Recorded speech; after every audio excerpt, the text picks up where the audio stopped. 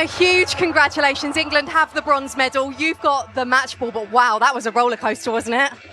Yeah, it was a crazy game. Obviously, we're both still quite disappointed to not be in the final, but it was about finishing strong. And for us, giving the country the best position in the World Cup, they finished for around 60 years. So we're happy with the final result. What won it for England in the end? Because for large parts of that second half, France were very much on the front foot.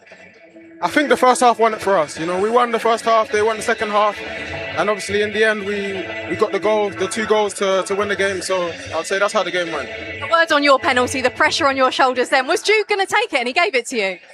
No. Jude was never taking it. To be fair, he was the first one to say, go and get your hat-trick. He was just holding the ball for me, so none of them come and try and distract me. But yeah, I was always going to take it. You are going to get the headlines with your hat-trick. A lot of people will be asking why you haven't played more in this tournament. Do you feel you could have played a bit of a bigger part? Of course, I would love to have played more, but, you know, it's too late to talk about that. You know, I just try to do my talking on the pitch, and yeah, it's done now, and let's move on. And the Arsenal fans in particular, I'm sure, will be wondering just how fit you are, because you certainly looked out there.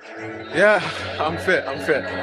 And you've had a few days to reflect from the disappointment. How do you look back on England's tournament as a whole?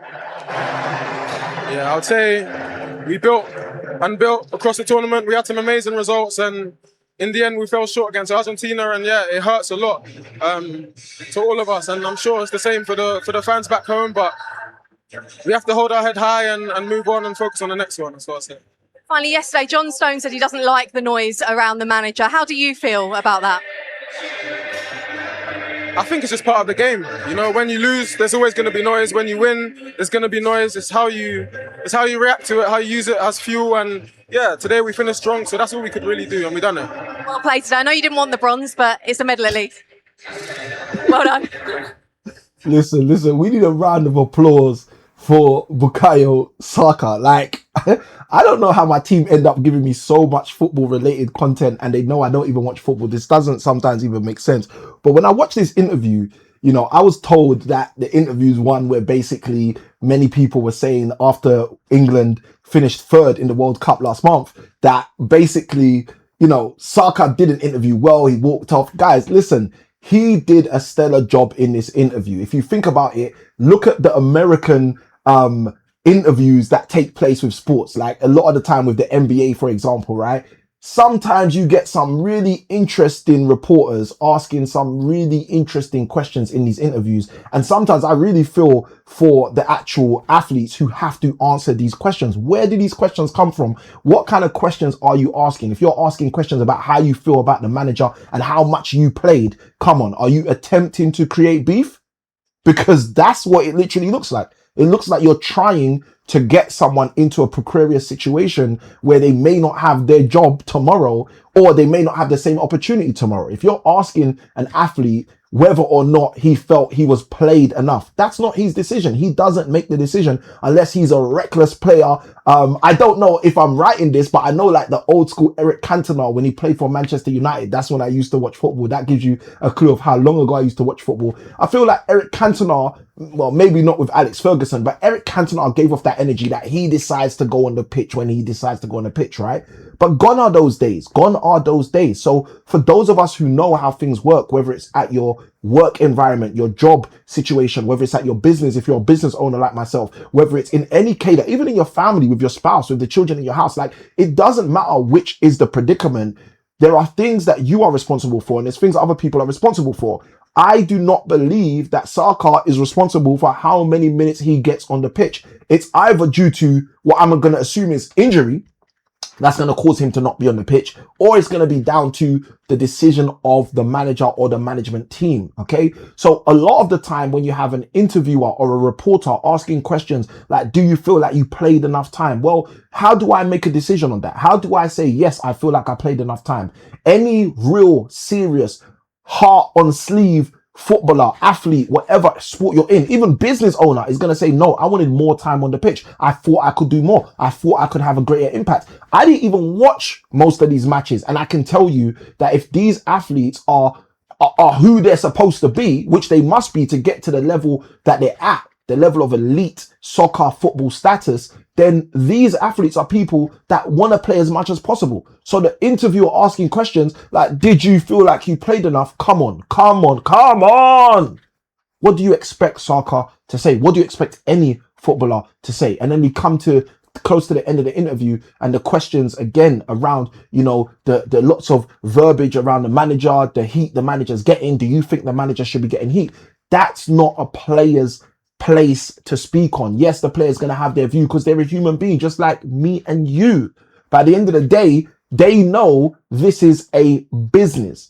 And by virtue of it being a business, they also have their own businesses, whether it be their brands, whether it be their reputations. The Bible says it better than I could say it. It says a good name is better to be chosen than silver and gold. And what is it talking about when it's talking about a good name? It's talking about your reputation. It's talking about your brand. It's talking about how you present yourself to the world and how the world perceive you. So if Saka is aware of that, guess what he's going to do? He's going to keep his brand intact. He's going to keep his business intact. He's going to keep his name intact. So when you have interviewers asking these kinds of questions, you can only expect someone to potentially semi-walk off. He didn't walk off, but semi-walk off. You can only expect someone to kind of brush off these questions, or as he did in one of the questions, have to take a moment and think, hold on a minute, why am I even being asked this, let alone how should I answer this, in order to then give what we might perceive is the politically correct answer. Now, there's different takes on this stuff.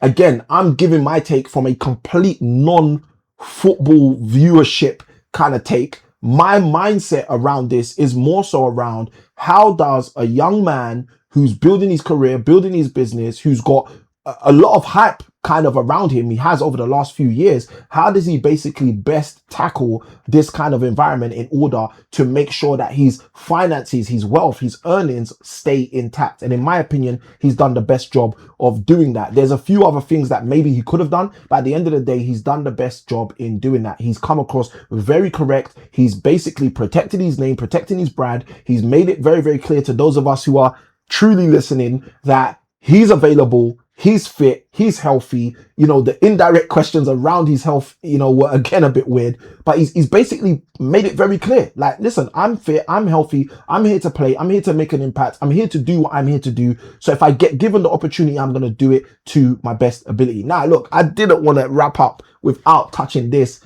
It was super weird. The question that came to him about it looked like someone else was going to take the free kick or the penalty, but they let you take it. You know, was that planned? Like, come on. Like, those of us who are spectators, those of us who are commentators, those of us who are outside of the game, I think a lot of the time we have to remember that we're outside of the game. Saka is on the pitch. Saka knows the dialogue, the discourse, what's going on. He knows whether he's going to take something, he's not going to take something. It doesn't matter how it looks to those of us on the outside until we get information from those on the inside. So when we're trying to ascertain that information, when we're trying to get that information, we would do best to ask questions in the presence of someone who's in the game, as though we're people who are not yet in the game, because we weren't in the game, we weren't on the pitch, we don't know what was going on. But when an interviewer starts asking those kind of questions, like, oh, it looked like someone else was going to take the kick, but they let you take the kick, was that planned? Like, and Saka clearly said, listen, I was going to take that in order to secure my hat trick. This is how it works. Like, why would it not work any other way? Guys, we have to always bring that energy to the table where we recognize, hold on a minute, I'm not actually a player. I'm not actually a participant here. I'm just a spectator. And if you are a spectator in a game, then approach the game like a spectator. I think one of the things I've discovered and learned, especially from when I was quite young, is one of the things that annoys participants at the highest level is when spectators act like they are the participants. When you get commentators commentating on a situation, scenario, or setting as though they were there, as though they were inside. Like, look, we're giving our opinion. So let's give our opinion like we're giving our opinion. And the same goes for those of you who comment on the video, right? Whatever comments you have on this video or any of the videos, remember, you are a spectator.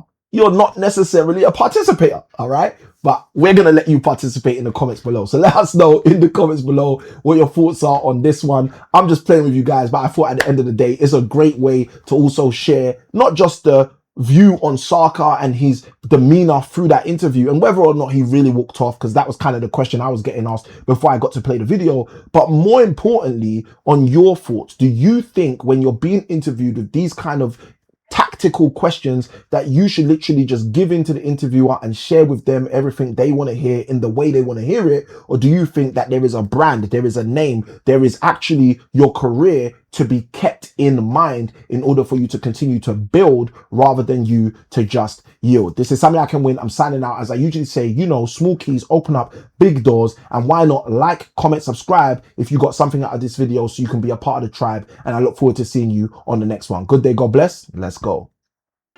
Small keys open big doors.